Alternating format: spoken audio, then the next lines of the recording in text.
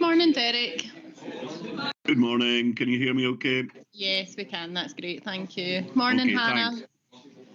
Good morning, everyone. Morning. Thank you.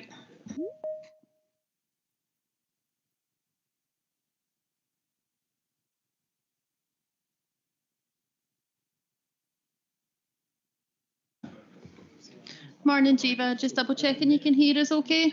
Yeah, morning. Can you hear me? Yes, we can. That's great. Good. Thank you. Morning, Derek. Morning, Jiva. How are you? I'm all right. How are you? Not great this week. I had a bit of the flu this week, unfortunately. I think everybody's had a bit of it. Oh, no, I haven't. Well, I don't want to be spreading it round, so that's why I'm online today. Yeah, well, I don't like that journey over the hill, so that's why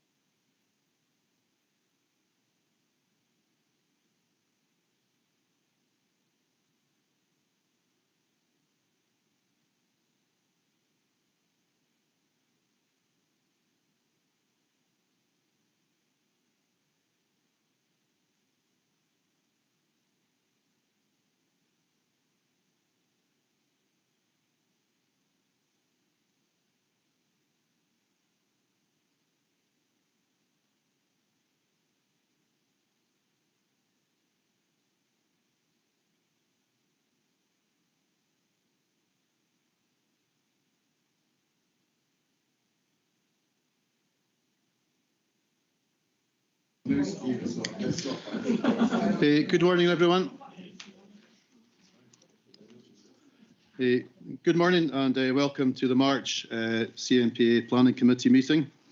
For those members of the public joining us today, either virtually or in person, I am Russell Jones, the convener of the Park Authorities Planning Committee. Today's meeting will also be streamed on the at the Cairngorms YouTube channel. Before we go any further, I'll ask Karen to do a roll call. Thank you, Karen. Jiva Blackett, Yes, I'm here. Good morning. Jackie Bruton, Good morning. Peter Cod, Good morning. Kenny Deans, Hello. Paul Gibb, Here. Hannah Grist, Good morning. Russell Jones, Morning. John Kirk, Morning. Bill Lobbin, Aye. Lauren McCallum, Good morning. Eleanor McIntosh, Morning. Ian McLaren, Fiona McLean, Morning. Steve Micklewright, Yeah, I'm here. Duncan Miller, Morning. Anne Ross, Good morning. and Derek Ross. Here. Thank you, and we have apologies from Sandy Bremner and Mike Williamson. Just take this opportunity to welcome Heather Boswell this morning, our new Senior Planning Officer, who is sitting in on this meeting. So welcome, Heather. Members, to help move the business forward effectively, please keep your questions succinct and to the point, focused firmly on clarification of technical or planning issues. Could we please remember to ask questions during questions, and then when we move to discussion and debate, that should be between members of the committee only at that point. If you do have an amendment to put, please could you indicate that at an appropriate point, and if you're minded to put forward any proposal regarding the officer's recommendations.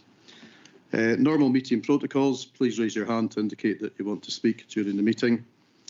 And should a member wish to pull together an amendment to the motion of any of the items today, a breakout room is available. Peter Ferguson is unfortunately unwell today, but is joining us online. I hope you're feeling slightly better, Peter. Good morning. And if anyone has an amendment to put, we will sort out a breakout virtual room with Peter. Moving on, item 2, minutes of the previous meeting on the 23rd of January. Matters arising not covered elsewhere. Can I ask, is the committee content with the accuracy of the minutes from the meeting on 23rd January? Yes, thank you. Does any members wish to raise anything? Okay, thank you. Item 3, there's one matter arising, an action point update, and I'll hand over to Dave Spry for this. Thank you, Dave.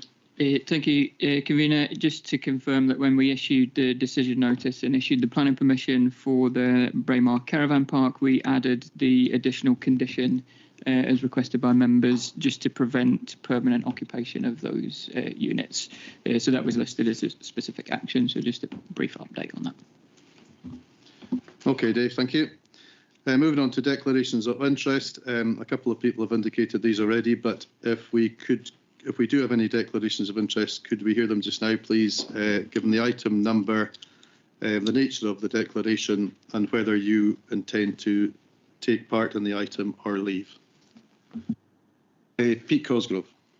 I wish to declare an interest in item 10, which is the Kingussie housing development. The company that I work for, Alapa Ecology, we carried out breeding bird surveys and reptile surveys on the site, so I will be leaving the meeting at that point. Thank you, Pete. Bill Lobbin. Declaration of interest for item 7, a near neighbour. I will leave in the meeting. Thank you, Bill. Derek Ross.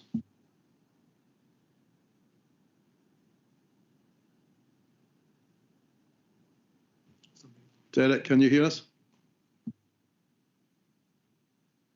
Sorry, I'm having problems with the mic. It's been difficult to either put on and mute on my machine this morning, but apologies for that, Chair. My one's item 9, the wind farm application. So, and my declaration of interest is because I have made comments in the past about the cumulative effect on our landscape of wind farm developments, and I will be leaving the meeting. Thank you, Chair. Okay, thank you, Derek. We'll move on to our first paper, members. This is an application for detailed planning permission, construction of a flood defence bund at land 110 metres northeast of Scottish Water, Dalwhinnie. This will be introduced by Catherine Donachie, and the recommendation is to approve subject to conditions. Good morning, Catherine. Thank you. Yeah, this planning application, as the convener says, is for a flood defence band and a flood relief channel at land at Dalwhinnie to the northeast of the village, or within the village. It's a community-driven project by the Community Flood Resilience Group. Oops, sorry. Now, as you can see in this plan, it's located in the sort of northeast part of the village. It's out with the settlement boundary, but to the left side of the slide is Truham View, which is housing development there. There's housing alongside the main road running through the village, and then on the right-hand side, the site is sort of sandwiched between Truham View and the River Truham itself, which is part of it. The river is part of the River Spey Special Area of Conservation. To the south of the site, just at the very southern extremity of the red line site, is the Scottish Water sewage treatment, water treatment works rather. The proposal, this again shows it in a sort of aerial view where you can see the sort of land contours and the lie of the land, as it were. And there's areas of it's rough grass generally, and areas, clumps of trees within the site. You can sort of see them on the site plan there. And then it's further north, that's the sort of, it's all part of the floodplain of the River Truham, and this area is subject to flooding of the housing to the west, and that is, as we understand it from the applicant's supporting submissions, flood risk assessments, that is increasing over time with climate change. The application sort of evolved. There's been quite a lot of effort put into this by the group, the community, and their consultants. And it was originally, you can see that black line to the sort of right-hand side. There was a long band proposed in their initial studies, the flood defence band along there. But they, over time, as they evolved the study, they redesigned it so that the band was further from the river, which is a special area of conservation, and closer to the housing, and giving a sort of wider area for the flood relief channel as well, or flood relief channel is indicated on blue. So the development has sort of evolved in order to minimise environmental impacts. This is the proposal as now. The green areas are the proposed defence band. And the blue area running along the right-hand side of the slide, that's the flood defence channel, which is a flood alleviation channel, which will sort of channel any surplus water down towards the floodplain further on. This again shows the same thing in an aerial view, the general layout of the site, the housing to the left-hand side of the development, and the river running along to the right-hand side. There's an electricity line through the middle of this site, and they've got to obviously avoid that, and Scottish and Southern Energy have given advice on how the proximity to safe working and so on with that. The other infrastructure is obviously the Scottish water treatment works, and there's other boreholes to do with that, but they're on the other side of the river. The proposed banding has been cited to try and minimise any impact or loss of trees. This is a slide to show the sections of the band, to show how it's been constructed. It's around 5 metres wide at its base, and it varies in height between 1 and 1.5 metres. The idea is that it's not it sort of undulates a bit so that it looks more natural. And it was low maintenance. The idea is that it'll be low maintenance. It's just a soil band with a liner underneath. There is an historic, should have mentioned that earlier, closer to the housing, there's an historic kind of flood defence scheme, which is largely kind of gravel, and that was maintained in the past by Highland Council, but that has not been very effective over recent years, and it's also the Council is not unable to maintain it anymore. This proposal is for a low maintenance band and a natural kind of idea. This is a proposed flood alleviation channel, flood relief channel, and it runs up through the eastern part of the site closest to the river, and there's existing little depressions in the ground here, and it's kind of proposed to connect those together in a very natural way to make it to hopefully create some wetlands as well, and just to kind of direct water to the north. This is showing this is at the top of the site. That's trim view on the on the left-hand side, and then that's looking north towards, there's some trees beyond the site, and this is the kind of ground that part of the banding will be going across. That's looking back towards Truham View, and the band is on the left-hand slide. The band would be beyond this, and then that one is looking. The right-hand slide is looking over. There's some infrastructure, drainage infrastructure, and the band will cross over that and is sort of ramped over that. Again, this is looking north over the site from further back to just kind of show you the general type of terrain that this is going over, the trees on the site, and looking forward and looking up the river, the right-hand slide, the river is on the far right of that. Because it's close to the river, in fact, part of the banding runs across the special area of conservation here. It doesn't go, there's no in-river works whatsoever proposed, but because it's close to the river and it's a designated site, a habitat regulation appraisal has been done, and that's attached as an appendix here. That's concluded that there's no adverse impacts on the integrity of the site, the designated site, subject to conditions regarding pre-construction surveys for otter, which are a protected species and one of the qualifying interests of the SAC, the timings of the works to avoid the salmon spawning season, and the construction environment management plan, pollution protection plan, to ensure that there's no pollution of the river while they're doing the construction works. This is looking north towards the houses at the back of the site, and it's just looking through that the band will run through there, and then that's the river banks. That illustrates, it's not the best slide, but illustrates there's an electricity line through the site, and that, as I mentioned earlier, Scottish and Southern have been consulted on this. That's the sewage treatment works beyond, and Scottish Water have, not sewage treatment, I keep saying that, water treatment works. Scottish Water have been consulted and have no adverse comments. They've given advice about precautions the applicant needs to take and so on. The site is, if we go on to the principle of it, the site is located within a flood zone, and as such, the National Planning Framework policy is that water compatible uses within there are acceptable subject to standard policies, and that application, this proposal, is water compatible. It's flood defences.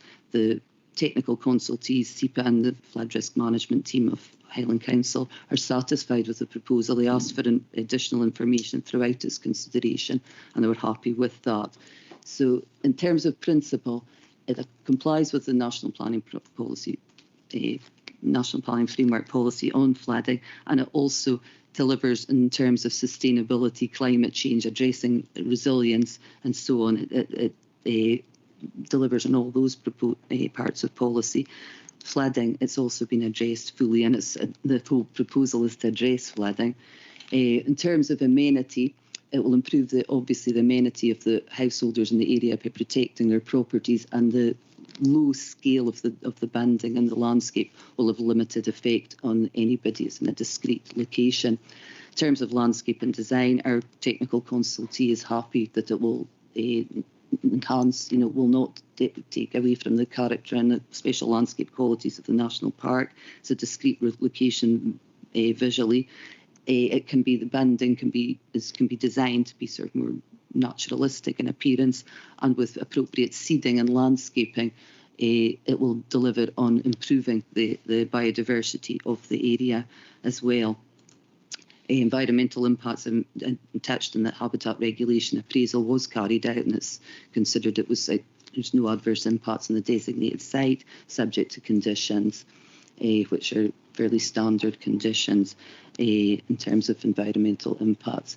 The site is serviced in terms of will only need serviced in terms of when they're actually building the band, and they're going to come in from Truham View to do that. The Roads Department or Highland Council are satisfied with what they've said so far about the limited time period for construction, and that there will be no adverse impacts on the roads network, and Transport Scotland are agreeable to that as well.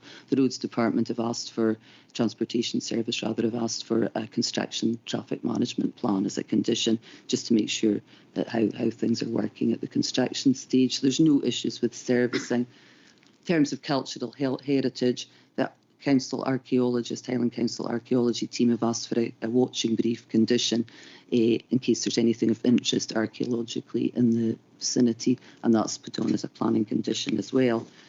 So in these circumstances, we are recommending approval of this. It's a community-driven project to protect residential properties from flooding. It's considered acceptable by the key technical consultees.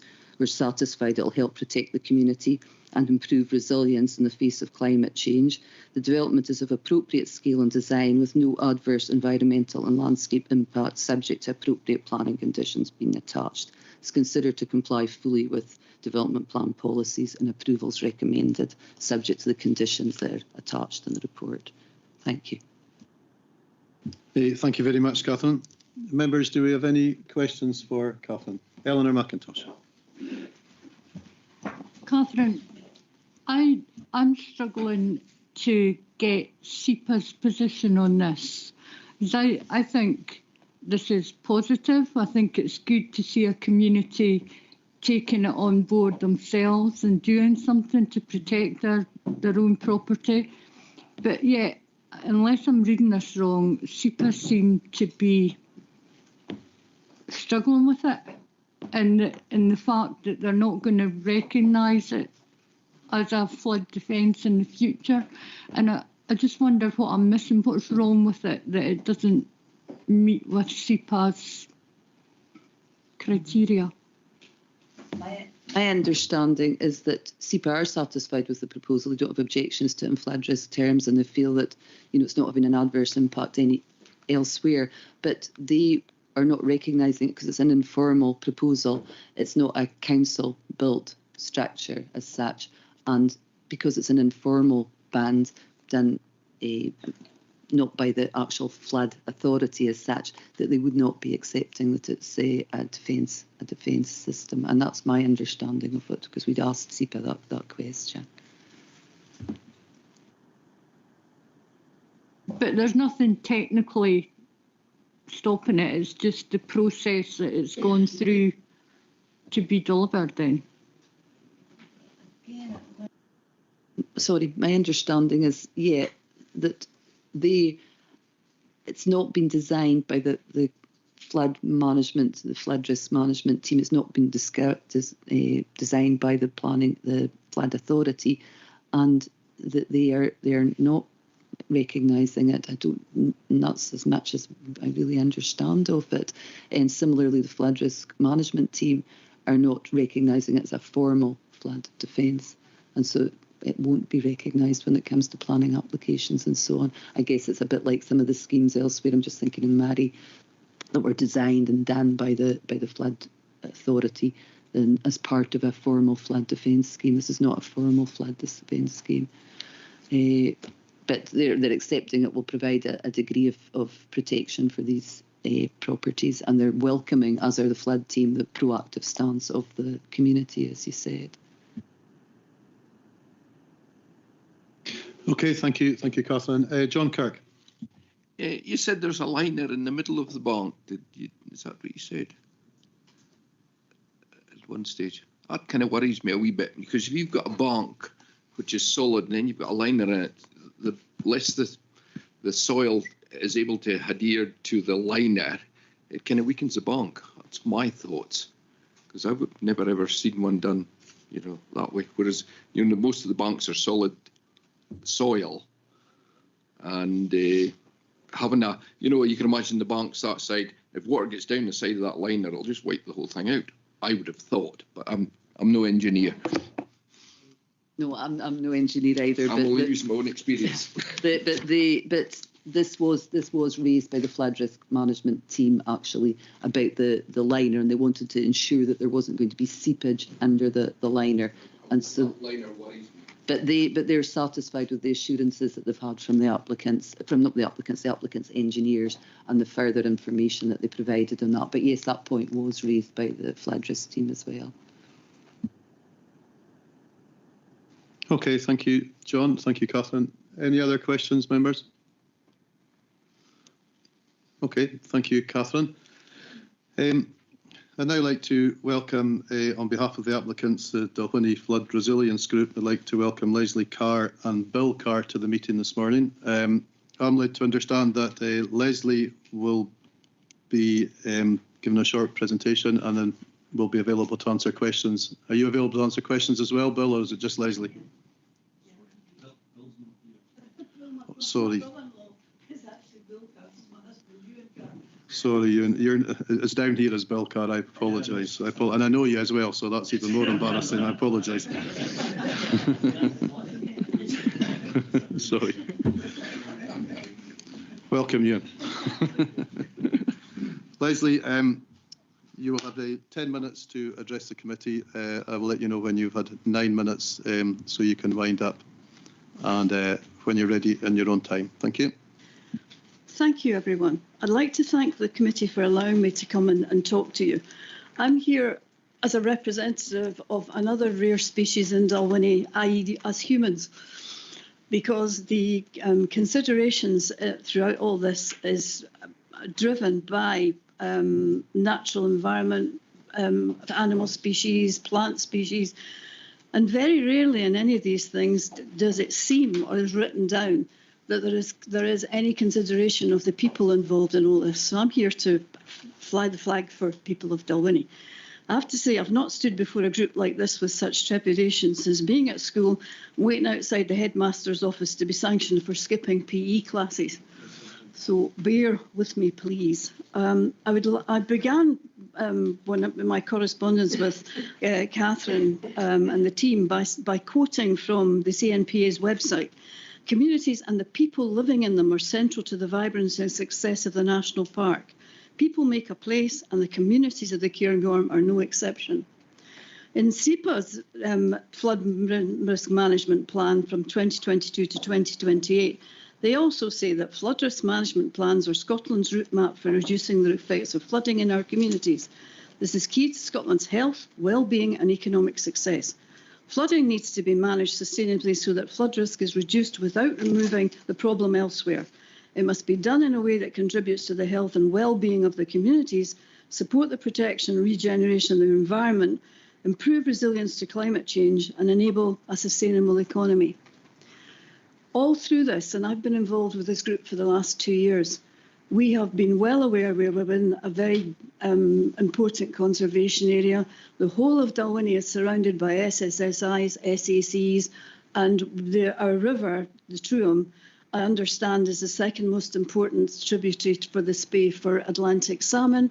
And also just further up the valley, we have the Natura site on Ince Marshes, which is the only one in Western Europe and is extremely important. We have always been aware of the environmental difficulties of bringing this. But our roles and responsibility for flood management is as individuals have a personal responsibility to protect themselves and their property from flooding. It is your responsibility to manage your own flood risk and protect yourself, your family, your property or your business. There are steps you can take now to be flood prepared and reduce the damage and disruption flooding can have on your lives. So the Bunt idea came about in conversations about 2 years ago. We then sat down and thought, how can we actually do this? We need advice. None of us are experts in any of this. So we then went to Fairhurst, who are one of the biggest and most respected civil engineering companies, if not in Britain, but they also work in Europe and many other areas. They're extremely well respected. I used to work for them, so I was very fortunate in that I knew which team to aim at and how to actually go about doing this.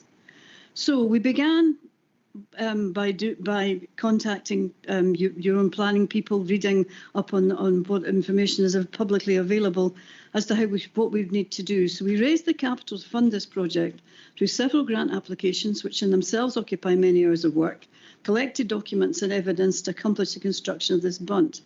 We've met with every agency, I think, that exists: SEPA, Scottish Flood Programme, Spey Catchment Initiative, CNPA Planning Department, written countless numbers of letters to various stakeholders, including landowners, Scottish Water, SSEN, our own Community Council and the Dalwhinnie Community Development Trust, and more that I can't remember. We've held public meetings, written many reports, issued regular briefings to the community about our progress. We've done all of these things, and I have to thank you for your planning department have been amazing with the support that they've given us. They are extremely accessible, that they are actually very easy to engage with, and have gone well above with their patience with all of this. Because I'm a worrier, I'm the treasurer for this group, and my argument as all these different conditions and as this process has progressed, I've been sitting there thinking, we've got so much money, it's going to disappear if we're not very careful. So my side of it is perhaps slightly more biased than other people's, in that I want to make sure we can afford to do this and that we can do this and do it properly. So I had concerns with some of the conditions which were mentioned in the final pieces of paper that we got. Our agent, Paul McMillan, who is the representative for Fairhurst, answered with, came back to with his ideas of which conditions he was concerned about. I have since presented other comments on conditions which have now been addressed, and I have been reassured that many of the conditions, although reading them they looked to be quite overwhelming, are in fact not so, and that there is a lot of room for understanding, and that this project we can bring this project in very successfully and meet the conditions which you have related to. The last one I have to say that I had most trepidation about was condition. What is it? Was condition 2 about the archaeological watching brief, because this involves another piece of paper that we have to go and get, another expert we have to find, another potential topsoil strip to be carried out. I wasn't sure if this might delay our project once we'd actually started. Having had discussions with your planning people, this can now be worked out, and I'm quite confident that we can do this. The bird boxes, bat boxes, I was concerned about that condition because I wasn't sure how many we'd have to buy, how many we'd have to do, if we would have permission from the landowner to attach them to his trees. We've had a discussion about this. I thought long and hard about how we could dress this bund after we built it, because I didn't want it looking like a big scrappy molehill. And so I went to the local high school, had discussions with the teachers there for about Duke of Edinburgh awards and about special assistance children who might become involved with this. And they are very, very keen to come and help us dress the place, even put up insect hotels. This will enable them to come and do butterfly counts, insect counts, bird watching counts. So they are very supportive of all this, which I think is good too, because it brings kids from around the community to Dalwhinnie. I think this will be very, very good for the community as well. So I have to say that having spoken with everybody today and in the last week, I am now very confident that we can bring this in. Hopefully you will like what we're going to do.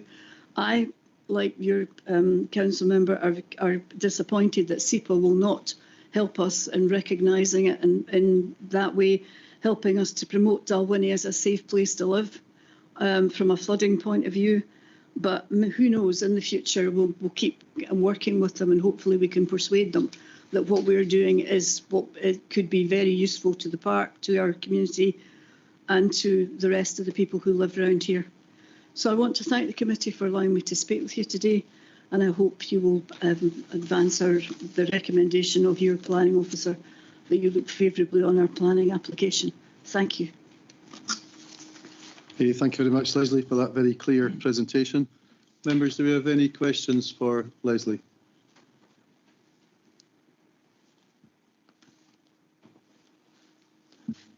Okay, thank you. Catherine, would you like to comment on anything that's been said? No, not on anything that was said by Leslie Carr. I just want to come back on what I've been saying to Eleanor about the SEPA not taking the defence band on.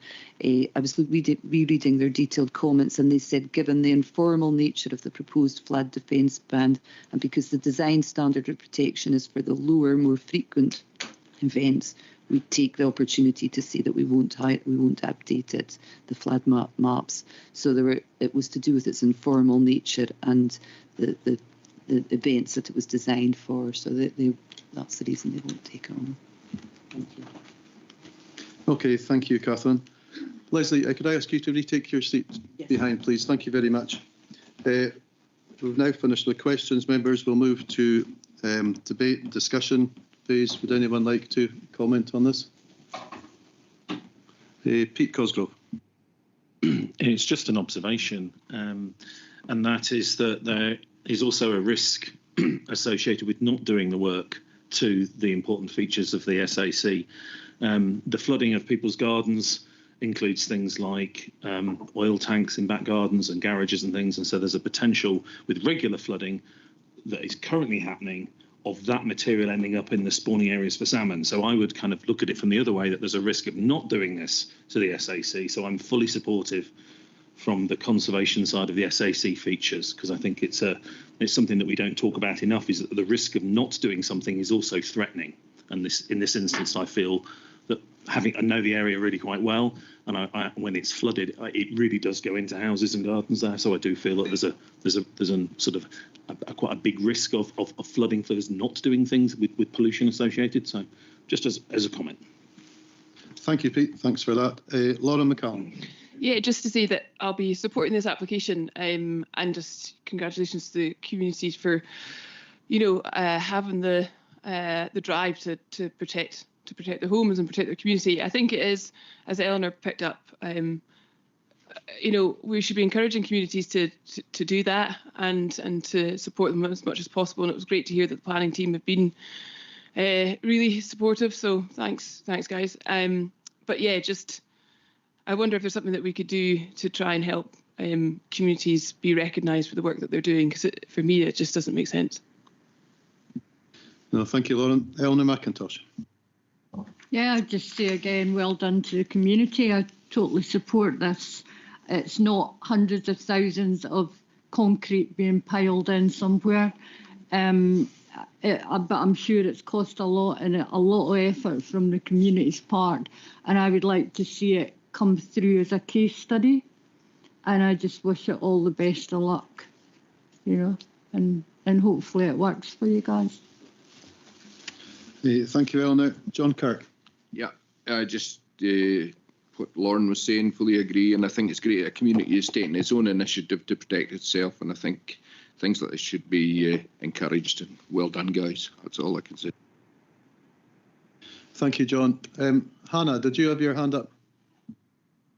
Yeah, I did. Thanks, Chair. I was kind of echoing some of the other points. I don't want to make it again, but I did think it might be something for us to discuss with the planning team more generally as we move forward into the next phase, that we're hopefully going to see more of these types of proposals. And I completely agree that they've done a fantastic job and we should be using this as a case study, but how we can influence process to ensure that this isn't as hard-won and costly as it seems to have been, because we want to make sure more of these things can happen. So something we could maybe think about in a future session. Okay, thank you, Hannah. Any other comments, members? No, so I'd just like to say I fully agree with everything that colleagues have said. Thank you for your kind words about our planning team as well, Leslie, and thank you to the planning team for all their work on this.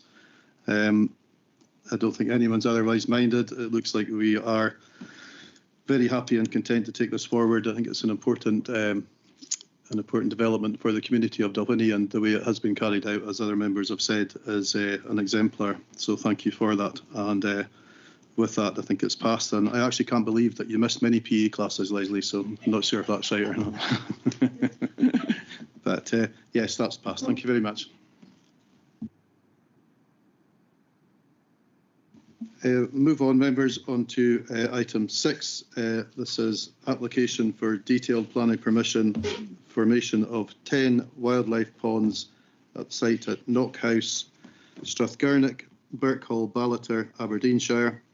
This will be introduced again by Catherine Donachie, and the recommendation is to approve subject to conditions. Catherine. Leslie, Bill, if you wish to leave now, you're very welcome to leave. Thank you. You don't have to, Bill, Ewan. God almighty, sorry. I apologise again, Ewan. Thank you.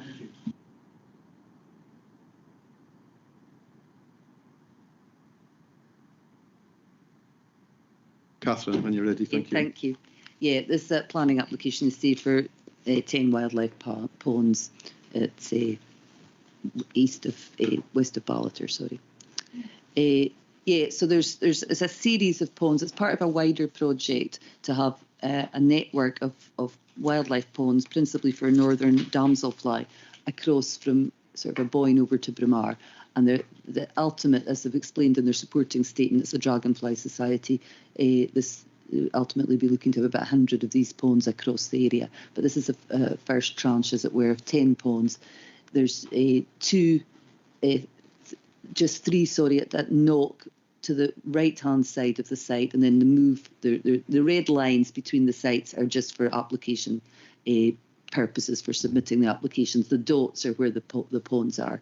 So they're west of Ballater on that back road that leads along from Ballater towards Crathie, and to the south of the River Dee, which is a special area of conservation. There is no connection, no water connections or impacts on the special area of conservation, and that habitats regulation appraisal is not required in this instance. So again, this shows where they are. They're fairly discrete locations within the Abergeldy estate, on areas of marshy ground, largely marshy ground, or raft grazing land, and so they can't really be seen from any wider areas.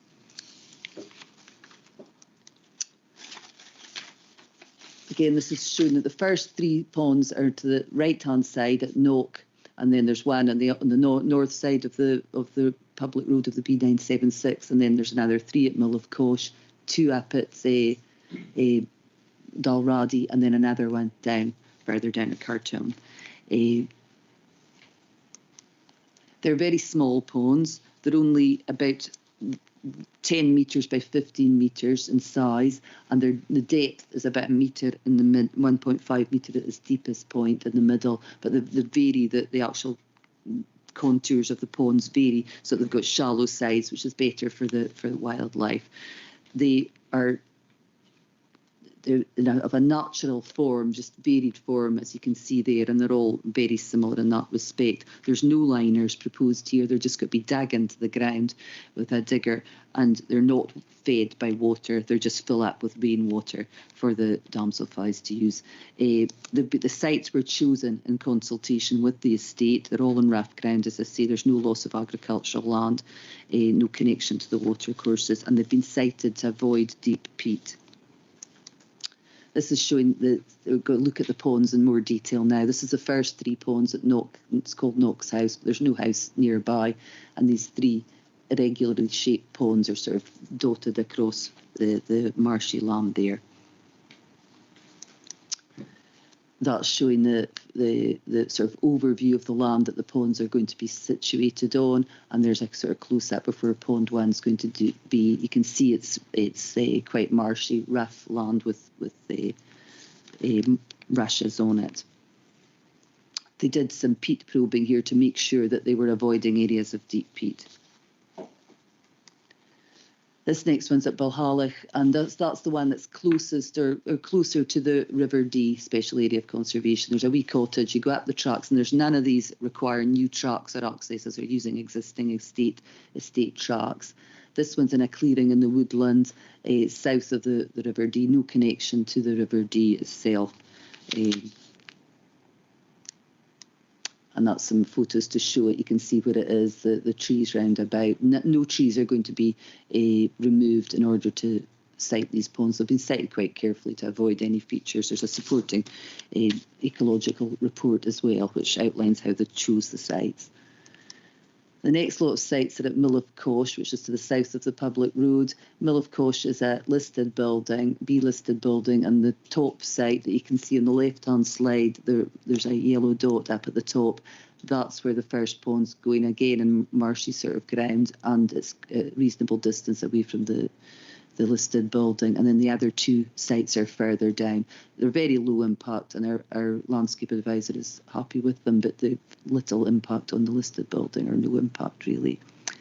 Again, that's showing the listed complex there at Mill of Cosh, and the pond and the riff land further away from it, and then the other ponds on the right-hand slides, they're just in that riff ground there as well. That's the access track going up by Mill of Cosh. All these existing tracks will be used for the digger that comes in to create the ponds. This is at Dalradi, which is again, that's the River Dee. On the left-hand side, you can see the River Dee at the top of that. There's trees in between the site and the river, and there's the two wee ponds that are in that grassy area there, semi-improved grassland as they've described it. And this is the land. You can see what it looks like there. The trees around it. This is the final pond at Cantor, which is, there's a track coming down the left-hand side. There's a track coming down, and this pond is at the bottom of an embankment. You'll see it better in the photograph I'm about to show you. The ponds are, you can see all of them just in an irregular design. And that's looking down from above up where the pond's going at Cantor, and looking towards the buildings at Cantor as well. Now, this development is considered to, in principle, to be entirely acceptable. It's a water-compatible use. It's to improve biodiversity in the area, supports priority species, and it'll help deliver landscape-scale nature network in the area. It complies wholly with a national planning framework and planning policies in principle. In terms of landscape, our landscape advisor has looked at it, and we've obviously been out in site and consider it's very minimal works. It'll have limited, if any, landscape impact. It's entirely in keeping with the surrounding area, just some small ponds within areas of marshy ground. In terms of environmental impacts, there's no connection, no need for a habitat regulation appraisal. There's no impacts on the special designated site at the Dee. It'll certainly improve biodiversity in the area, and a satisfactory survey work's been done to inform that. In terms of flooding, the flood risk management team have been consulted, and they're happy with the proposals as well. There's no liners, there's no connection to the groundwater, the water courses or anything like that, and it may offer some limited attenuation. In terms of amenity, it's further out. They're very small scale, short construction period, and the houses nearby are estate houses, which are not particularly close to the developments anyway, but when the ponds are built, there will just be a beneficial, I would say, negligible impact, no impact on the cultural heritage of the area. We're recommending approval subject to fairly standard conditions about construction management plan to make sure that they do the construction stage to avoid any pollution. And also we would want another, this is an omission on my part, and within the report we talk about the need for further pre-construction survey just before they start work. An ecology officer has recommended as a condition, but I omitted to add it on as a condition, so I'd ask members if they're minded to approve to add on a condition that no development shall commence until a pre-construction protected species survey of the proposed development sites and surrounding areas has been submitted to and approved by us. Survey to be carried out by a suitably experienced surveyor, and if there's any evidence of protected species, a species protection plan to be provided. There has been no evidence of protected species up till now, but it's a standard requirement really. So on that basis and subject to that additional condition, I recommend approval of this application. Thank you, Catherine. Members, do we have any questions for Catherine? Jiva Blackett. Yeah, thank you, Chair. Catherine, this looks like a great application. I have got a few questions about the, about the Community Council comments that are Appendix 2. Was there any discussion with the applicant about looking at modifications? Has the applicant obtained a hydrological advice? Has Rachel Halliwell, who I think is the decatchment officer, been consulted? And how do we ensure that in the future applications that you indicate would be coming forward, that they take water table reduction, etc., into consideration? Sorry, that's quite a mouthful of questions for you. No, I do understand the points you're making. The Community Council should really have covered that in my presentation. The Community Council did raise an issue that have the D-Resilience group been involved in this project, because they're looking at how ponds like this can deliver multiple benefits in terms of fire ponds and flood alleviation as well. Now, Rachel, the officer that you referred to, has been asked for comment, and we have discussed this application with her. It's come in this form, and it's entirely acceptable in the form that it's come in, complies with all the policies.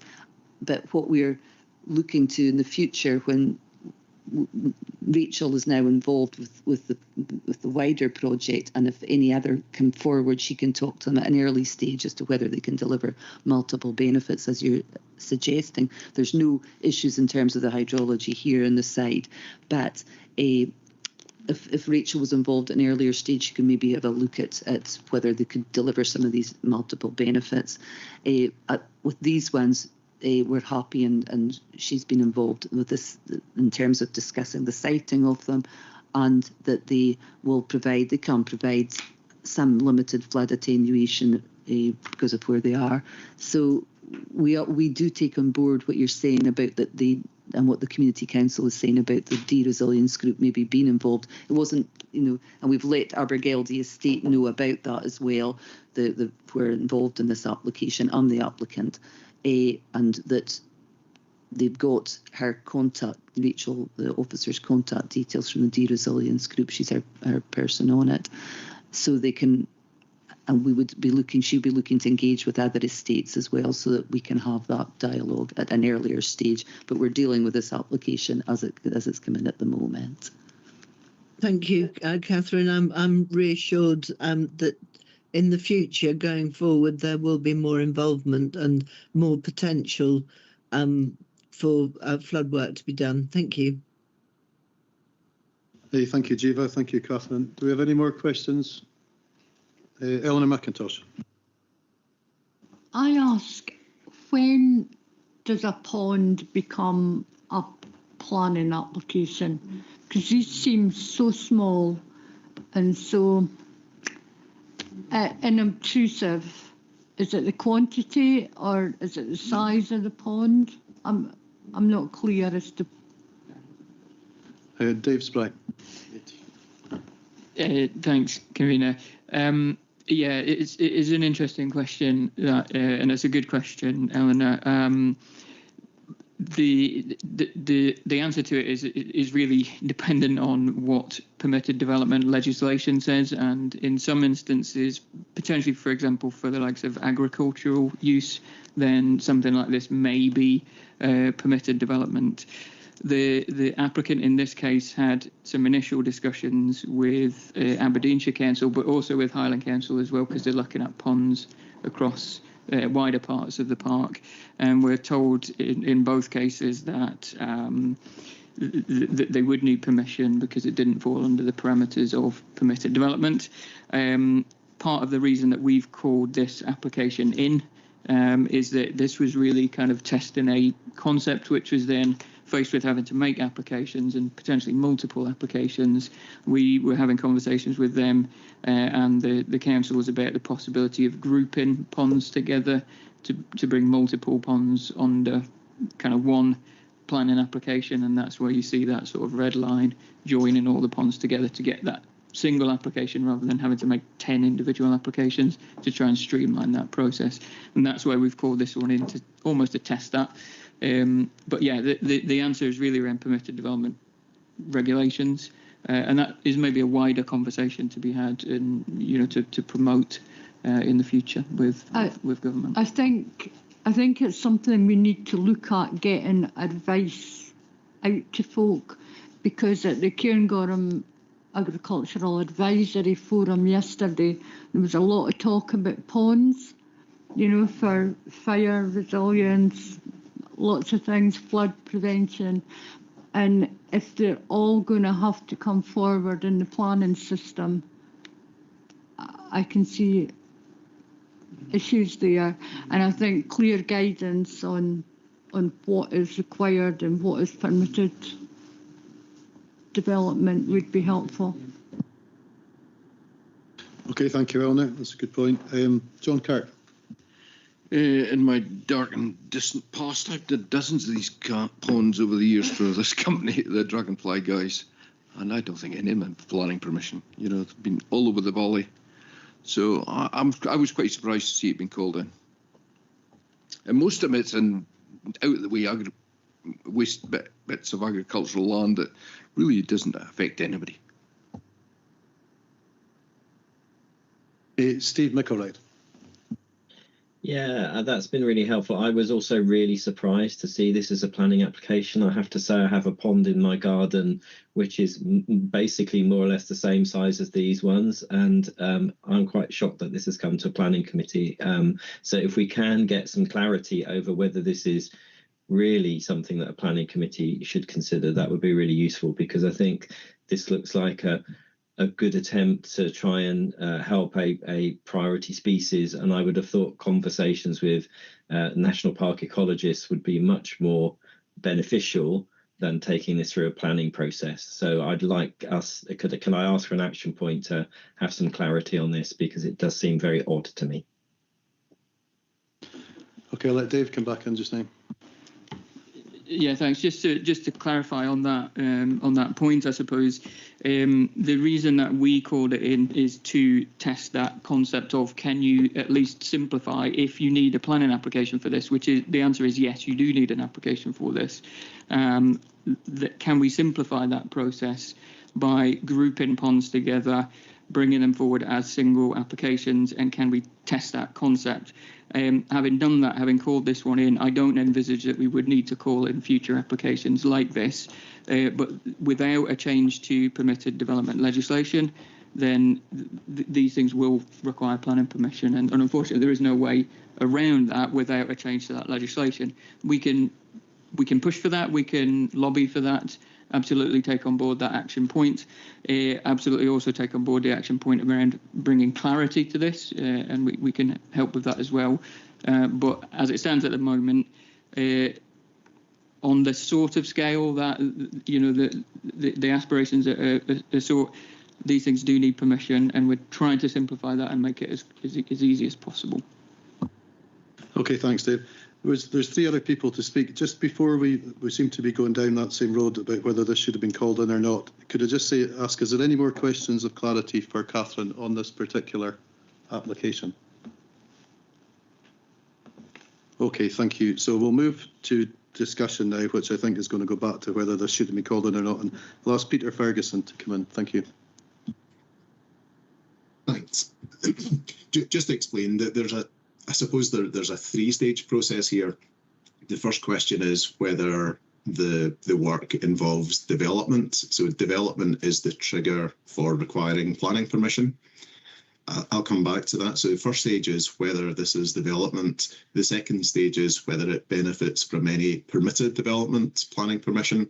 And the third stage is whether CNPA should, if applications are made, whether CNPA should call in.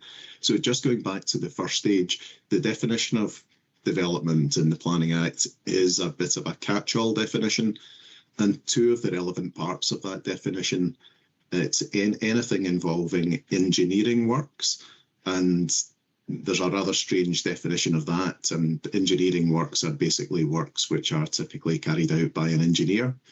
But there is also a catch-all for other operations. So I think in this case, the work is considered to be development, either as an engineering operation or an other operation. As David then explained, there might be permitted development for similar works in different contexts, agriculture being the obvious example, but not for a project of this nature. So hopefully that's a useful explanation of the background as to what amounts to development and whether permitted development might be available. Thanks. Okay, thank you, Peter. Bill Loban. Quite clearly, the easy way to simplify this process is not to call it in the first place. I think the idea that we call in relatively minor things like this is astounding. This could have been adequately dealt with by the local authority, probably under delegated powers at officer level. It would never have seen the light and day of a planning committee. So I'm quite flabbergasted that we're looking at it.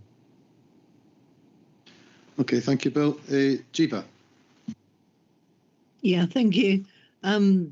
We are where we are, and at least having a planning application gives communities the opportunity to comment and have their say.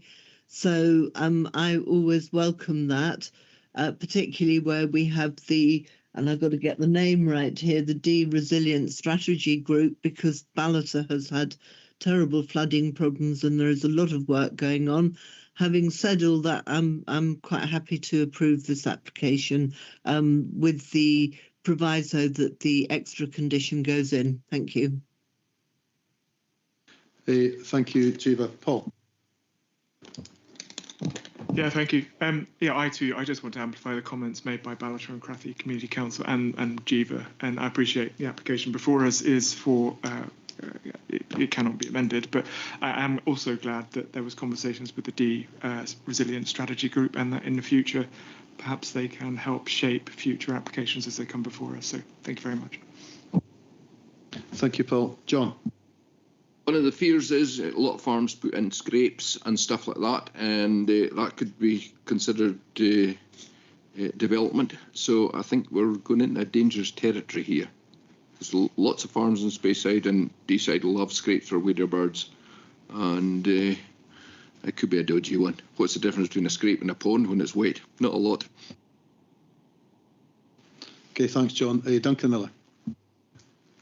Yeah, just kind of echoing what John, Bill are kind of saying, and Eleanor, I was at the meeting with her yesterday about this, and I just think, just a comment, I'd maybe like to go down that path of looking at the policy and looking into it a wee bit more and seeing if we can, because I think it would be a pretty easy win for a lot of farms. I'm looking at that map and seeing our own farm and thinking, oh, maybe we could put that here or there, and it's a good easy win for biodiversity and flooding and things like that. So, and I just fear that the barrier of planning would put a lot of people off, and making that process easier would actually see more of these positive, easy wins going through.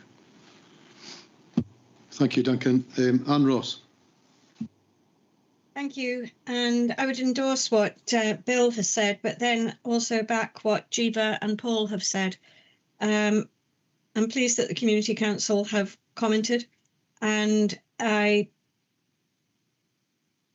very simply just endorse what's already been said by the three people that I've mentioned. Thank you. Thank you, Anne. Paul. Yeah, just coming back, because we're in debate and discussing what both Duncan and John have said. Is it then possible that because this has come before as a planning application and it's been very specific about the nature of it, that it is then enabling the applicant to then secure funding for particular projects like this, whereas if they perhaps didn't have a planning application, perhaps they couldn't justify making a funding application? Okay, thank you, Paul. Pete. Two comments. One is to echo the previous comments about multiple benefits, I think it would be really important in the future if pretty much all of our new ponds are created as to help fire resilience in the landscape. I think that's a really important issue we need to be thinking about. So we can think a little bit about that in design, so they're deep enough to hold water to help fight wildfires. I think is a really good idea. And secondly, I really liked the paper in how positive it was, because it says it will create significant positive benefits for the damselfly. I happen to know this species well. It's really rare, localised, and the Cairngorms is pretty much a core area for this species. And whenever you put ponds in appropriate places, it seems to turn up within 12 months. So it has a very high degree of likely success. So I'd be supporting this application. Okay, thank you, Pete. Can we wrap this up in kind of two parts, please, members? First of all, I take it committee members are content to take forward the recommendation to approve, including Catherine's condition. It seems to be a very worthwhile and well-received project.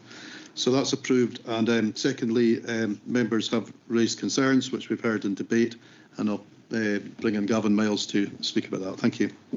Yeah, I'd just bear in mind that one of the calling criteria is about applications that raise new issues for the Park Authority and the National Park, and this is one of them. We staff absolutely accept all the stuff about it seems a bit daft that you need a planning application for these things. However, you do just now, so that's why this one was called in.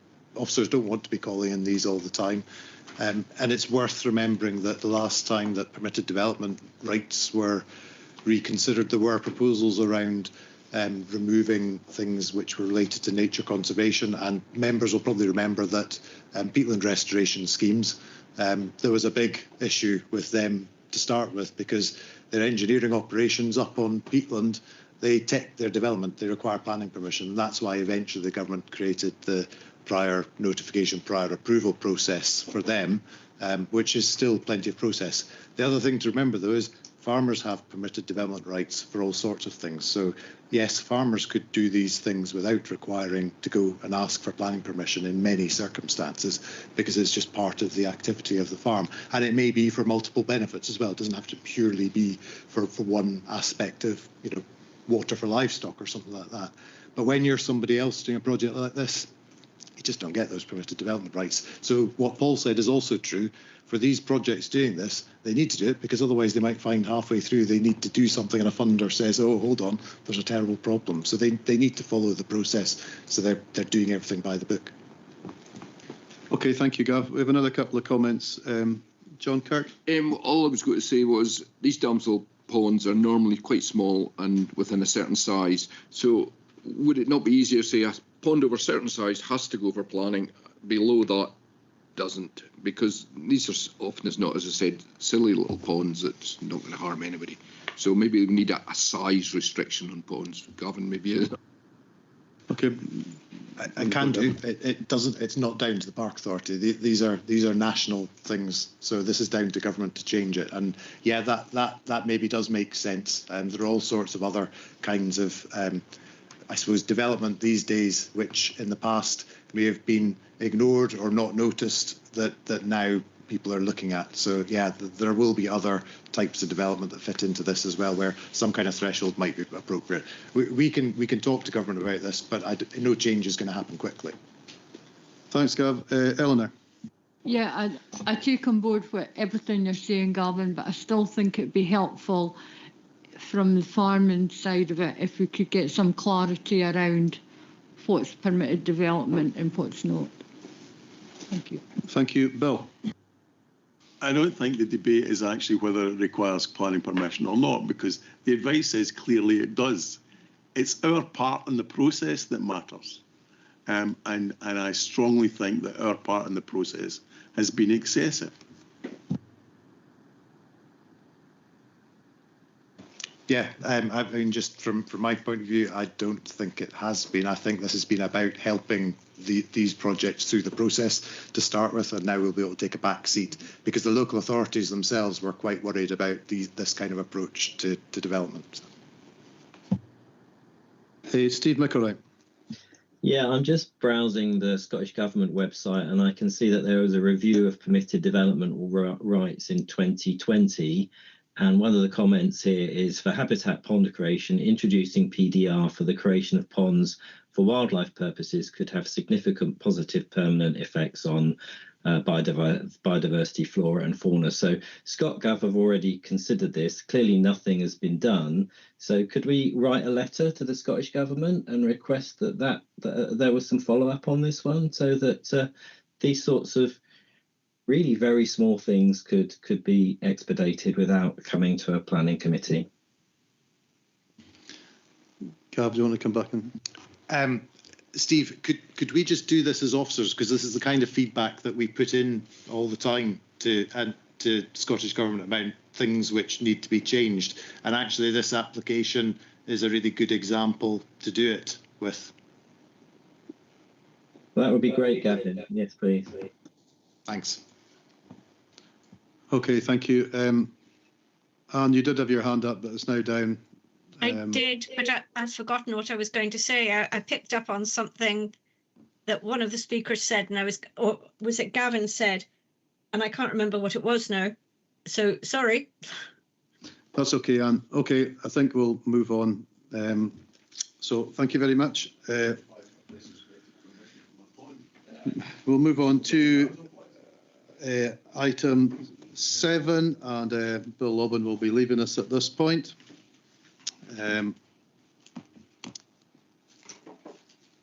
So as Bill leaves the room, I'll just introduce this. This is an application for detailed planning permission for a subdivision of a house plot and erection of 2 houses at 34 Farm Road, Aviemore.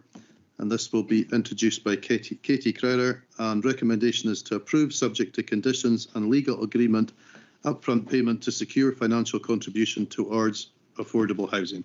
Thank you, Katie. Thanks, convener. So I just want to start by explaining that this same application was brought to the Planning Committee back in August 2025 and was approved subject to the conclusion of legal agreement or upfront payment to secure a financial contribution towards affordable housing provision. Prior to the payment of the contribution, the applicants decided to instead retain the plot as a single plot and withdrew the application before a decision notice was issued. So the applicant now wants to pursue the subdivision of the plot and therefore has resubmitted this application, which seeks approval for the same development proposal in all respects that was previously considered by the Planning Committee. So I'll just go through it all briefly again, but just to give you that context, so it'll hopefully all look very familiar. The application site is a development plot on a wider residential development site currently under construction. It's part of a consented development of 104 houses within the Dalfabra area of Aviemore. There's the location plan. So the application site lies on the eastern edge of Aviemore, and whilst the aerial image there shows that it's currently greenfield, the area is now under construction. So this application seeks permission to erect 2 3-bedroom houses on a plot previously consented for a single 4-bedroom house. So you can see that it's the same application site there, but it's just been subdivided. So just looking at the elevations of the 2 houses, this is the left-hand plot, and then there's the right-hand plot. They sort of mirror each other. The style of the 2 houses will be in keeping with the wider development. They'll have grey concrete roof, a grey concrete tile roof, white coloured dried ash rough cast render, above charcoal coloured smooth render base course, and anthracite grey coloured UPVC windows and doors with black gutters and drainage pipes. So just looking at the site here again, it's you can see it fenced off, and again there are works underway at the moment. So in terms of the principle, this development is located on a site allocated for housing within the local development plan. It's site H1 in Aviemore and is within a consented residential development site. The principle of residential development on the site is established, it's acceptable, and in this respect complies with the relevant National Planning Framework 4 and Local Development Plan policies. In respect of affordable housing, given that this application proposes to develop 2 houses on a plot previously consented for 1 house as part of a wider residential development, which itself was subject to an affordable housing provision requirement, it's appropriate that the application makes a proportionate contribution to affordable housing provision. Therefore, a legal agreement or upfront contribution to secure a commuted sum of £9,675 is proposed, which represents 45% of the current commuted sum rate for a single affordable housing plot. The design, scale and character of the development is in keeping with that of the local townscape, and the materials would not appear incongruous with the setting of the wider consented development. There are no proposed changes to the roads, access or servicing, and overall the proposal is therefore in accordance with the relevant National Planning Framework 4 and Local Development Plan design policies.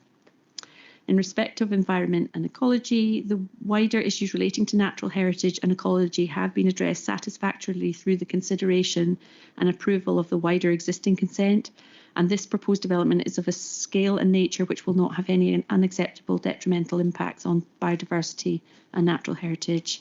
It therefore complies with the relevant NPF 4 and Local Development Plan natural heritage policies. There are no concerns regarding flood risk, and the proposed drainage design remains largely as previously consented. So we are satisfied that the application complies with the relevant policies of NPF 4 and the Local Development Plan. And finally, in respect of developer obligations, the applicant agreed to the payment of a financial contribution of £9,675 towards affordable housing provision. As mentioned, the figure represents 45% of the sum required for a single affordable unit, and no other planning obligations are required in this instance. So to conclude, the proposal for 2 houses on a pre-existing residential plot is acceptable in principle, and the details of the proposed design layout materials are in keeping with the character of the area. The proposed development complies with the relevant policies of National Planning Framework 4 and the Local Development Plan, subject to an appropriate legal agreement or upfront payment to secure the necessary affordable housing contribution, and is therefore recommended for approval. Thank you. Thank you very much, Katie. Do we have any questions for Katie? Steve, you still have your hand up. Is that an old hand? Thank you. It's an old hand like me, yeah. Any other questions for Katie? Okay, we'll move to debate. Does anyone like to say anything about this?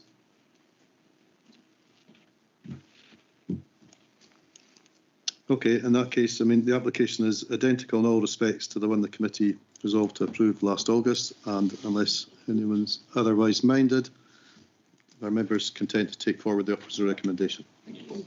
Okay, thank you. That's approved. Thank you very much. Could we ask Bill to come back in now, please?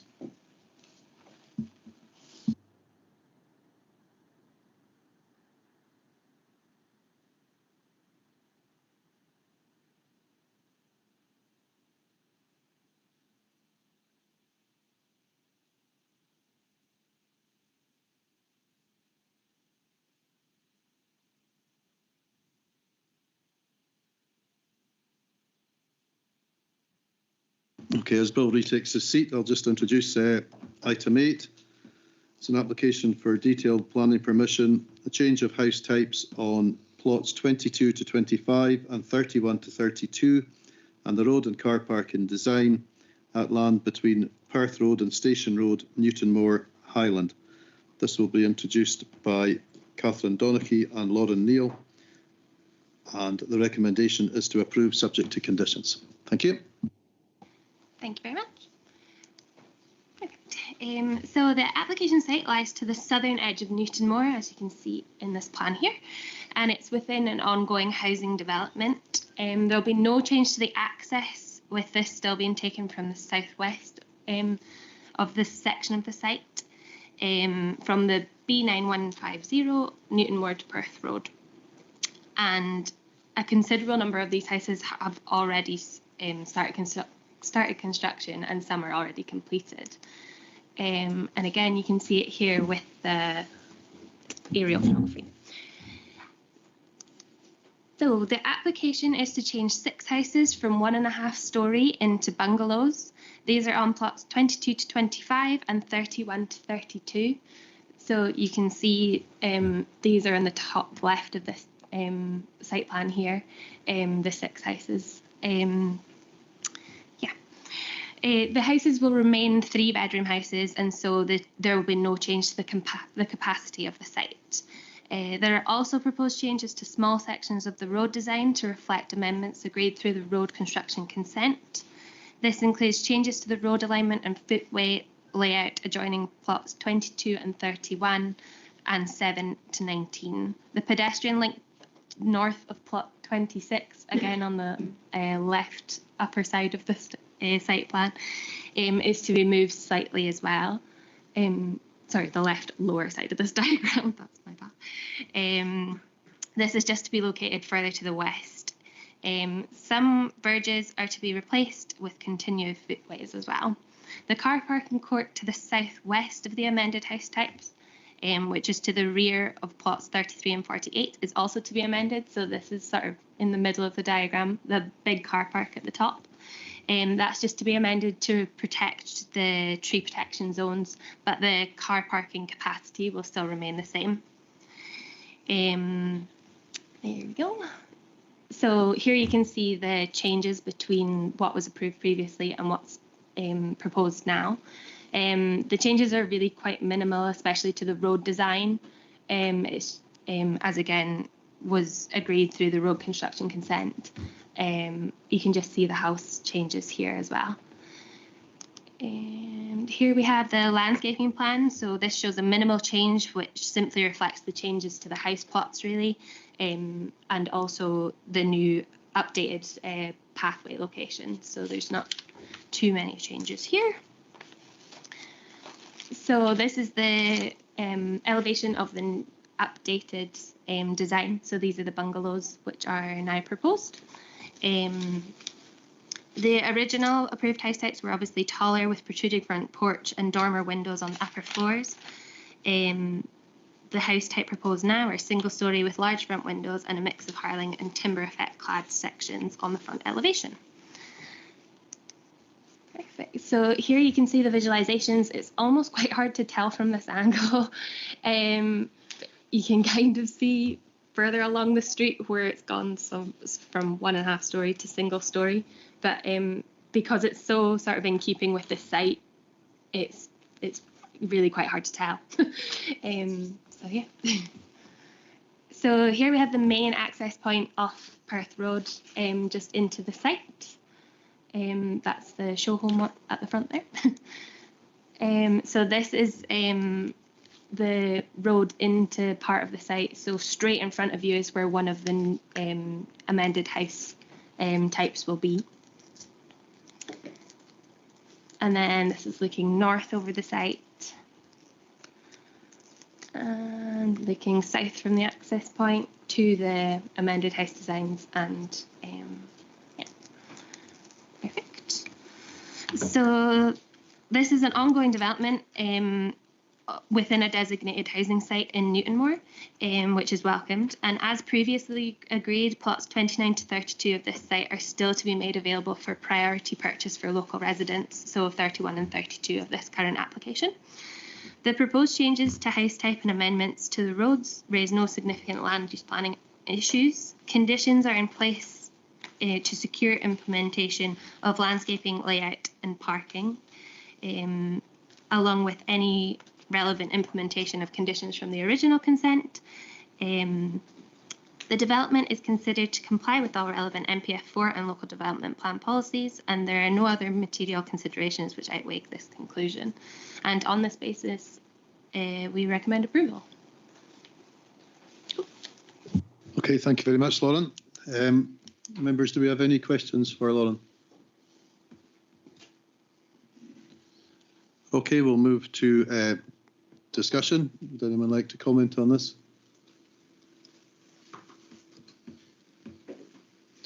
Okay, so I take it that members are content to take forward the recommendation and approve this. Yes. Thank you very much. Thank you, Lauren. Thank you. Moving on, members. Item 9, Derek Ross will be leaving us at this point. Thank you, Derek. So just to introduce it as Derek goes offline. So this is for decision, the Dornell Extension Wind Farm. This will be introduced by Emma Bryce, and the recommendation is to object. Thank you, Emma. Thanks, Convener. Yes, so this application, the site covers an area of approximately 3,948 hectares and lies approximately 10 kilometres south of Dufton within the Cabrach and Glenfiddich estates. The site and its surroundings are predominantly exposed heather moorland with the hills of Blackwater Forest. The site is located to the east of the existing Dornell wind farm, which comprises of 59 wind turbines with a maximum height of 126 metres. Undeveloped moorland and the A941 lie to the east, with the national park boundary approximately 300 metres to the south, and that's identified by the yellow line on the plan there. This is the layout of the proposed wind farm extension. And it's directly adjacent to the existing Dornell wind farm, and it's proposing to introduce an additional 67 wind turbines with blade tip heights ranging between 149.9 metres to 250 metres. 17 of the wind turbines will have aviation lighting, and the closest turbines would be sited approximately just under half a kilometre from the park boundary. So here we have the zone of theoretical visibility of the proposed wind farm extension. The outline, or the purple line running across the slide indicates the national park boundary. So the national park is in the bottom left-hand corner of the slide, and the colours you can see from the key depict the visibility of the proposed wind farm within the park. So the purple areas are showing where there would be the total number of wind turbines would be visible. Blue still showing quite a large number of wind turbines. I do apologise that the images aren't particularly clear, but I hope we can get a sense of how the wind farm is going to be perceived within the park. And then the greens are showing less number of turbines, between 10 and 50, and then the yellow just up to 9 turbines. So it does demonstrate that it will be visible from within areas within the park, in particular from that northeastern edge of the park, and elevated points such as Cairngorm and Loch Nagar. This image is another zone of theoretical visibility, and again the purple line across the slide shows the boundary of the park. This is showing the theoretical visibility of the existing Dornell wind farm and the proposed extension, and you can see the black dots just kind of really in the centre of the slide, indicating within the red line where the proposal is, and beside it to the left the existing wind farm. So the pink areas are showing where the existing wind farm is visible within the park, and there's not an awful lot of pink pockets within the park. You can see the existing wind farm isn't particularly visible unless you're maybe closer to the boundary at that northeastern edge. The blue areas show the visibility of the proposed wind farm, and the purple show the visibility of both the existing and the proposed. So there's quite a number of additional areas within the park that will now have wind farms in view. This is just contextually just showing you where the existing wind farm is, and the blue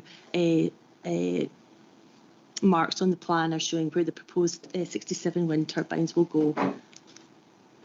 I've got some images for you. Again, as usual, they're not overly clear, but the top images in the next few slides are just showing what the existing views are, and this is right on the boundary of the park, overlooking that in that direction. You can see there are some wind turbines visible, but the bottom image is showing the introduction of the proposed extension, and there's a considerable number of wind turbines, much more visible from that viewpoint. Again, apologies for the image here, but on the skyline on the top image, again, not really any wind turbines particularly visible, but on the bottom you can just see on that ridgeline, there are a number of wind turbines going to be visible from that point. And finally, just one from the Cromdales again, nothing on the top, and then on the bottom there's an array of wind turbines in the centre of that image there, just showing the introduction of wind turbines from that viewpoint. So in terms of Nature Scott's response, you're all aware of the casework agreement that we have with Nature Scott, who provide the landscape advice in terms of development out with the park boundary. And this informs us in our consultation response to the energy consents units, who are the determining authority in the case. So the existing Dornell wind farm, which comprises 59 turbines and extend only to 126 metres blade tip height, lies immediately, as I said, to the northwest of the development site.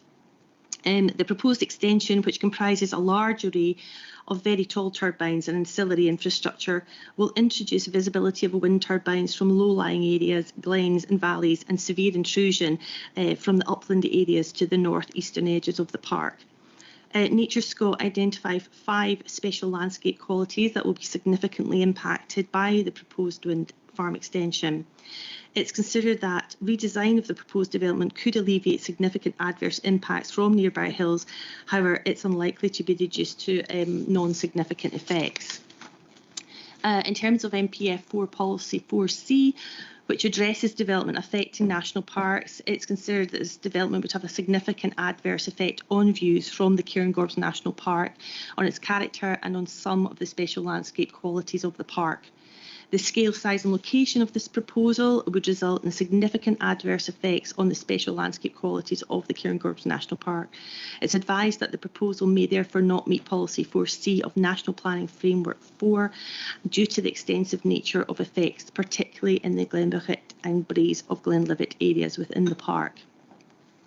So in summary, the proposed wind farm extension lies in close proximity to the National Park's northeastern boundary and would introduce an extensive array of much larger wind turbines, which would be highly visible from both low-lying areas and more elevated views, in particular from the glens of Glenboget and Braes of Glenlivet.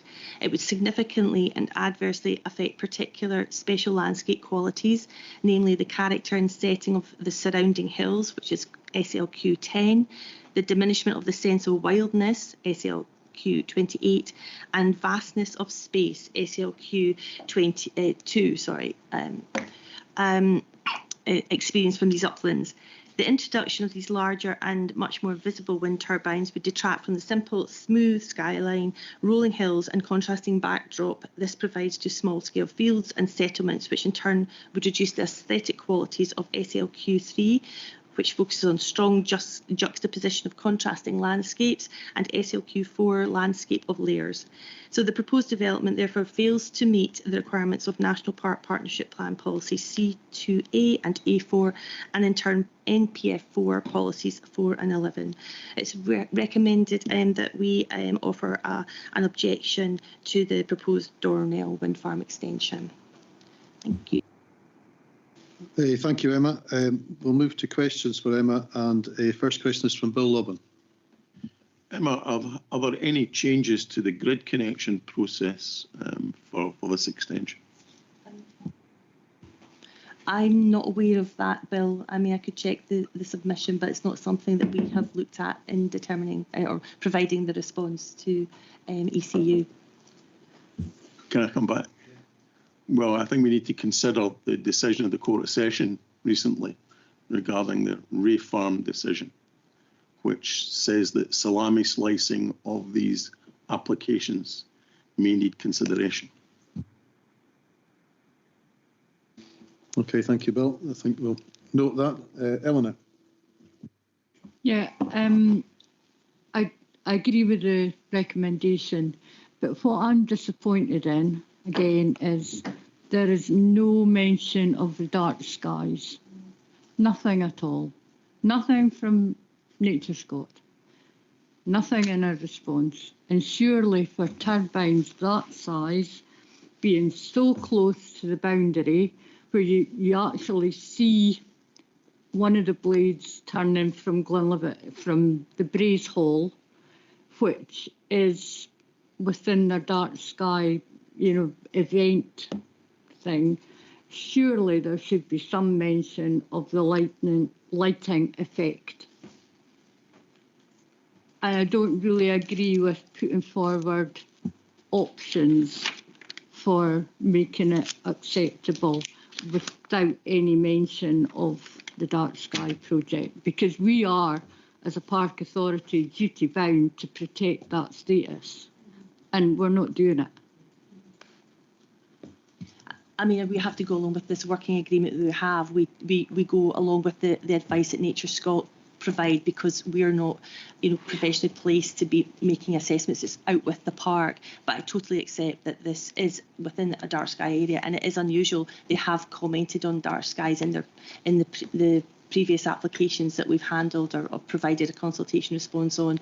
The dark skies was an SLQ that was addressed in their assessment of it, but it does seem, I agree, they haven't given that consideration in this, but I can't offer an explanation as to why they haven't done that. Surely within that working agreement with Nature Scot, there should be something about regard to the dark sky status. No. Well, it is a special landscape quality, and I would have thought that would have been considered in their assessment of the proposal. They've assessed the proposal in terms of the impact on the SLQs, and that's what we are providing our comments based on. But they haven't raised that in their assessment. So it wasn't something that we've picked up on. We've normally just go along with the recommendation and the advice that they've provided.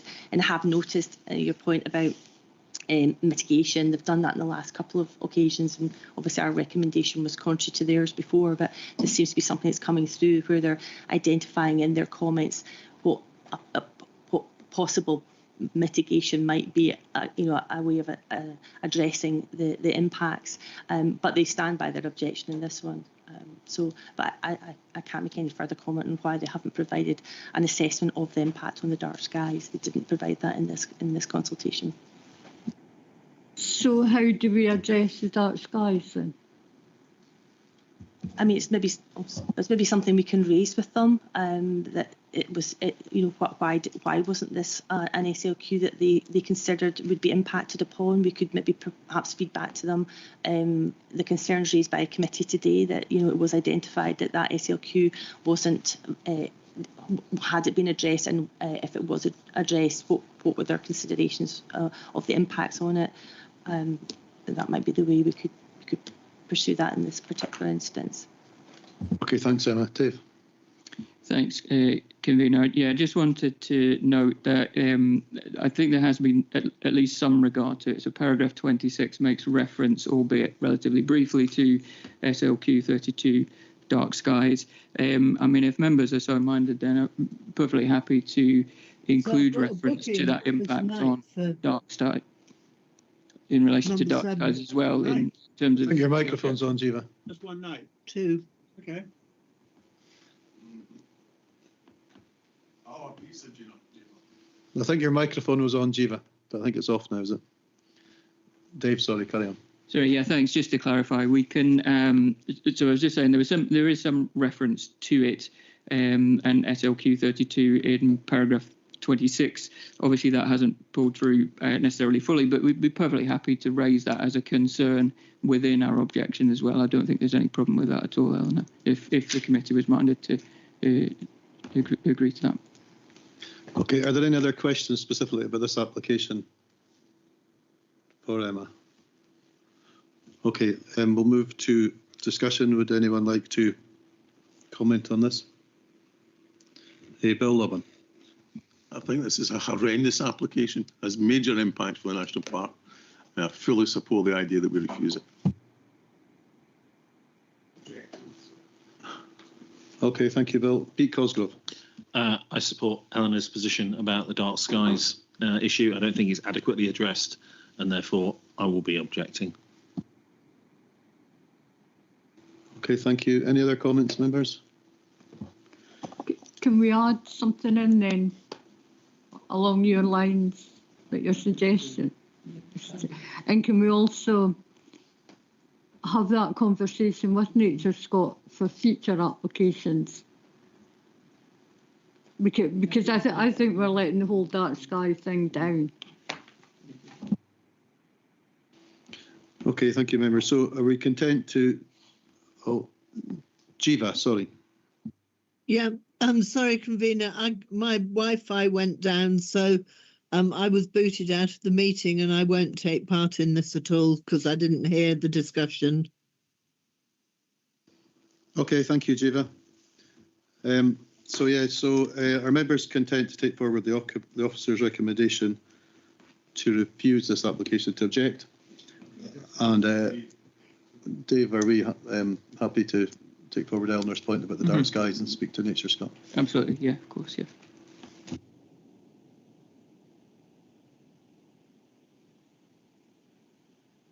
Peter, did you have your hand up?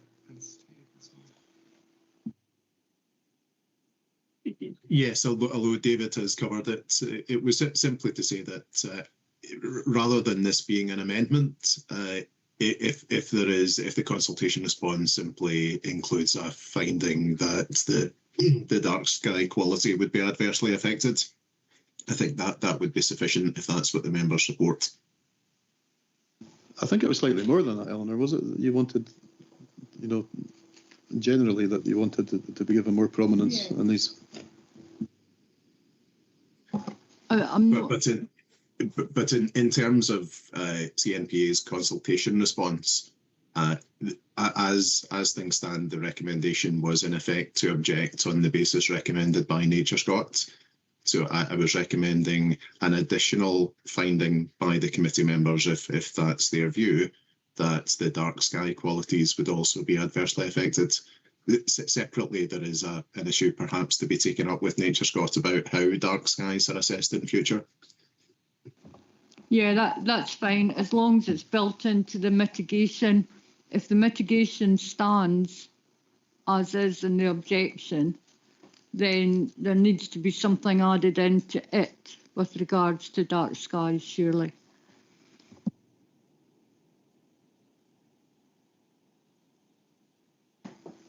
Dave, do you want to come in? Well, yeah, I can come back on that. I mean, essentially, we're in agreement with your position, Eleanor, that we will object to the application, and in objecting to the application, we will add in that we are concerned about the impact on the SLQ in relation to dark skies, and then separately we'll have a conversation with Nature Scott about the extent to which that's picked up in future consultation responses. So, yeah, absolutely, we'll cover that. You content, Eleanor? Content, members? Okay, thank you. Thank you, Dave. Moving on, could we ask Derek to come back in now, please?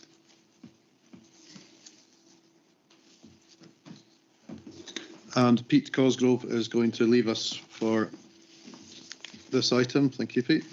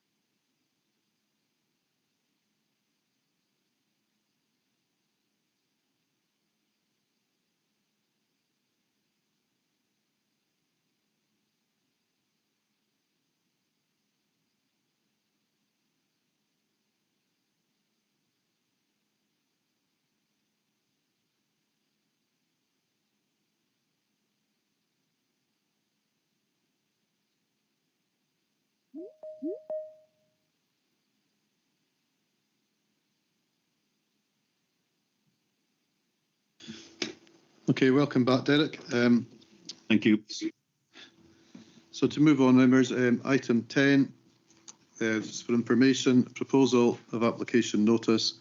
Can you see phase 3, site A, 108 dwellings and associated infrastructure at land between Dunbarry Terrace and General Wades Military Road, and site B, 8 residential plots and associated infrastructure at land adjacent to Ardboilick Road, land to northeast and west of Dunbarry Terrace and Kerrow Drive, Kingussie. And this will be introduced by Lauren Neal. And the recommendation is to note the paper. Thank you, Lauren. Thank you very much. Okay, so this proposal is for residential development on the sites to the north of Kingussie. So it forms part of a wider site which is allocated for residential development in the local development plan. The proposal site comprises improved grazing land, which covers an area of approximately 8.74 hectares for Site A, which is the one on the right, and 2 hectares for Site B, which is the one on the left, giving a total of 10.74 hectares. The area between these two sites is ongoing housing construction, with the area to the far southeast also having been previously developed as affordable housing. So Site A on the right is to be 108 dwellings with associated infrastructure, and Site B to the west is to be 8 residential plots and associated infrastructure. So these layout plans are just purely indicative at this stage, and again, just to emphasise, just for information. This is the first one, which is Site A, which was for the 108 dwellings. And then here we have Site B, which is for the 8 residential plots.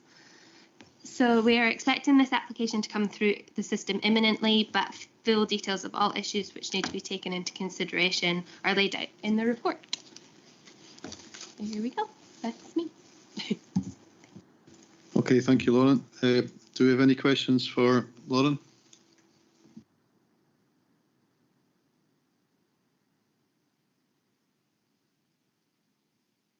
Kenny Deans. My question, Lauren, is, and maybe I should have read it more closely, but Kingussie is, like a lot of local communities, are very proud and active in terms of paths and linkage with the further hinterland, as it were. And there's also core paths in the area. The plans don't seem to suggest where these might go or not go, because at the moment the area being developed, which we know is zoned for housing, is crisscrossed by a number of accesses that are used by the people of Kingussie to go further up into the woodland and indeed the hills beyond. So the provision of that, is that going to be front and centre in when the plans are produced in detail? If I can maybe answer this with Lauren, yes, in short. The planning, in our report, we've said that there's key information requirements that the applicant had to consider, and one of them was access details and paths, and as well, and even in our list of considerations, one of them is public access and paths, and we've raised with them the need to, in any future application, to fully address how links will be formed, including to the woods to the top. So yes, it would be an important one. Thank you. Bill Loban. One of the big things about this is it's a reasonable sized development that will, I suppose, encompass quite a large number of family homes. Can we make sure that the developer includes sufficient play facilities for the associated children? Yeah, that's one of the things that's been raised with them as well, that the requirement to do exactly that. Okay, thank you. Are there any other questions, members? If not, we'll move to debate and discussion. Is there anything anyone would like to comment on this? Okay, I'm not seeing any hands. In that case, are we happy to take forward the officer's recommendation and note the paper? Thank you. Could we ask Pete to come back in there? Thanks, Carl.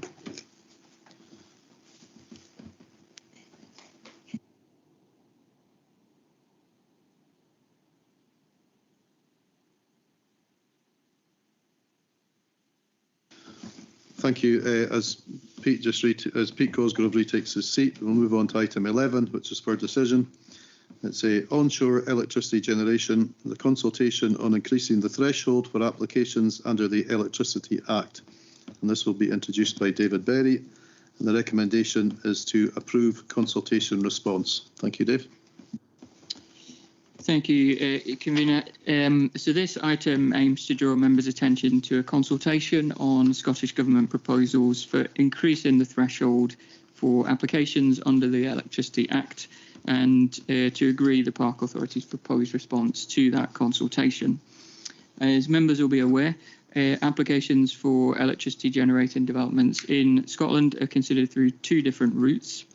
Applications for developments with generating capacities of less than 50 megawatts are made to and determined by the relevant local planning authority, whereas applications for developments with generating capacities in excess of that 50 megawatt threshold are made to and determined by Scottish ministers via the Scottish Government's Energy Consents Unit, or ECU. And this is done under the provisions of Section 36 of the Electricity Act 1989. Over recent years, the ECU has seen a significant increase in the number of Section 36 applications, with the volume of those applications more than quadrupling over the last 20 years or so.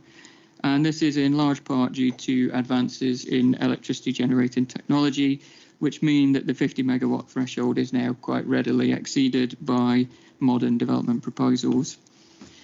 Scottish Government statistics, as set out in the Government's consultation document, show that in Q2 of 2025, just over 60% of electricity generating developments that were under consideration at that time were being determined by the local planning authority, whereas just over 40% were being determined by Scottish ministers through the ECU.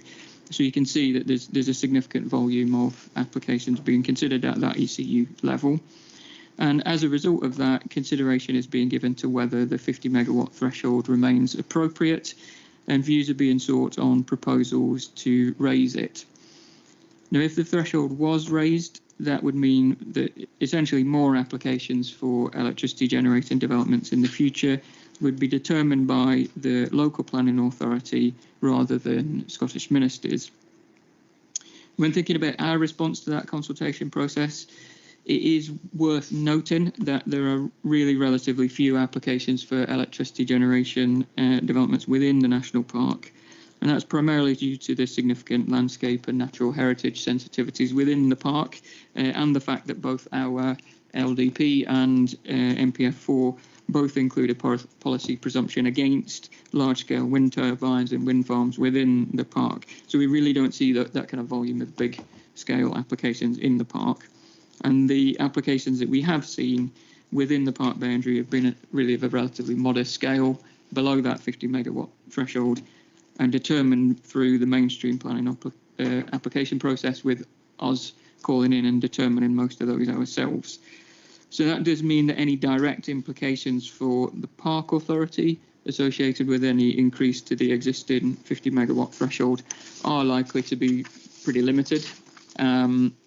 That said, though, we have seen a significant number of Section 36 applications to the ECU for development proposals just outside the park boundary.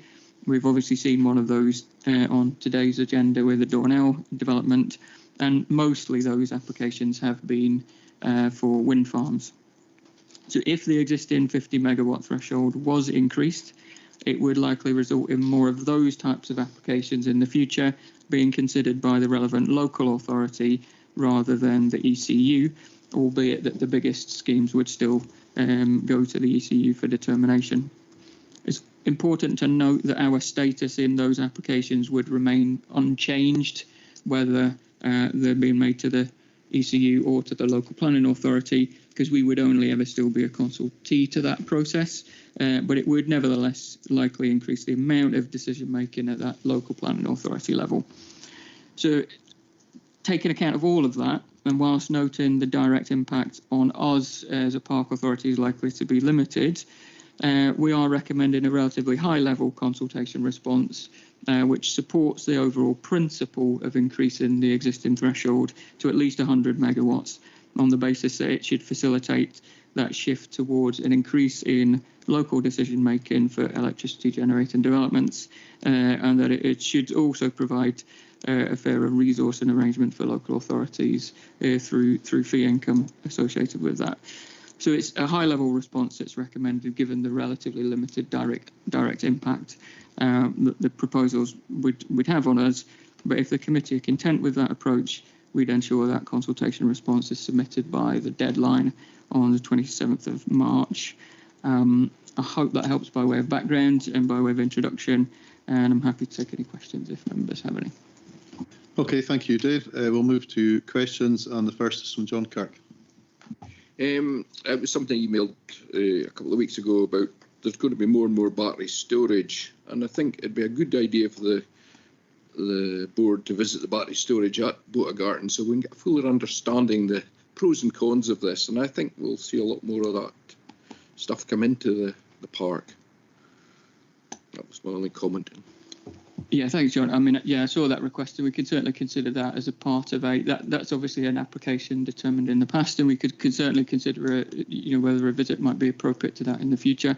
We've certainly seen far fewer of those applications than lots of other local planning authorities who've seen large numbers of those applications. They would be affected by any change to the threshold because they are considered to be electricity generating developments. So increasing the threshold potentially would bring more of those under local authority, more of those under local authority control as well. Okay, thank you, Dave. Members, do we have any other questions for Dave? In that case, we'll move to discussion. Would anyone like to comment on this? Bill Loban. Yeah, I think this is a very sensible conclusion to reach. I think the officers made the right decision. Wholeheartedly support it. In fact, if anything, I would go even further, because I think the mention of the fact that these decisions should be made relatively locally is far more important than being decided in Edinburgh. Okay, thank you, Bill. Any other comments, members? In that case, I think we are happy to approve the consultation response. Thank you, Dave. Moving on to item 12, AOCB. It's an update on the next local development plan, and I'll hand back to Dave. Thank you. Yeah, thank you, Russell. So just to give a very brief update on progress with our next LDP. Obviously, as members will be aware, there is a special board meeting happening immediately after this meeting, where you're being asked as a board to approve the evidence report for the next LDP. And subject to approval, that would be submitted to the DPA for a gate check assessment. I'm obviously not going to say anything more about that now because we'll cover that in full in the board meeting. I did just want to, though, highlight to members one other publication, I guess, that we're about to issue.